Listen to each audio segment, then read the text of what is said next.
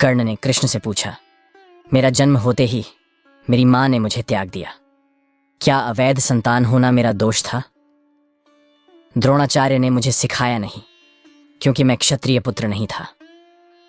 परशुराम जी ने मुझे सिखाया तो सही, परंतु श्राप दे दिया कि जिस वक्त मुझे उस विद्या की सर्वाधिक आवश्यकता होगी, मुझे उसका विस्मरण होगा, क्योंकि उनके अनुसार मैं क्षत्रिय नहीं था। केवल संयोगवश एक गाय को मेरा बाण लगा और उसके स्वामी ने मुझे श्राप दिया, जबकि मेरा कोई दोष नहीं था।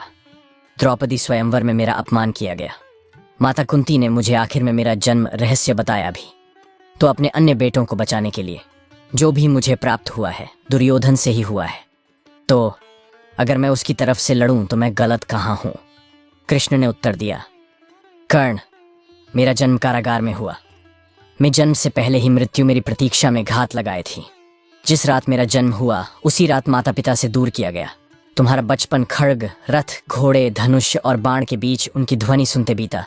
मुझे ग्वाले की गौशाला मिली, गोबर मिला और खड़ा होकर चल भी पाया उसके पहले ही कई प्राणघातक हमले झेलने पड़े।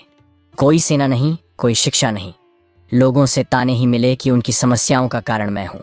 तुम्हारे गुरु जब तुम्हारे शौर्य की तारीफ कर रहे थे, मुझे उस उम्र में कोई शिक्षा भी नहीं मिली थी। जब मैं 16 वर्षों का हुआ तब कहीं जाकर आर्षी सांदीपन के गुरुकुल पहुंचा। तुम अपनी पसंद की कन्या से विवाह कर सके। जिस कन्या से मैंने प्रेम किया वो मुझे नहीं मिली और उनसे विवाह करने पड़े जिन्हें मेरी चाहत थी या जिनको मैंने राक्षसों से बचाया था। मेरे पूरे समाज को यमुना के किनारे से हटाकर एक दूर समुद्र के किनारे बसाना पड़ा, उन्हें जरासंध से बचाने के लिए। रण से पलायन के कारण मुझे भीरू भी कहा गया। अगर दुर्योधन युद्ध जीतता है तो तुम्हें बहुत श्रेय मिलेगा। धर्मराज अगर जीतता है तो मुझे क्या मिलेगा? मुझे केवल युद्ध और युद्ध से निर्माण हुई समस्याओं के लिए दोष दिया जाएगा। एक बात का स्मरण रहे कर्ण, हर किसी को जिंदगी चुनौतियां देती है, जिंदगी किसी के भी साथ न्याय नहीं करती। दुर्योधन ने अन्याय का सामना किया है तो युधिष्ठिर ने भी अन्याय भुगता है।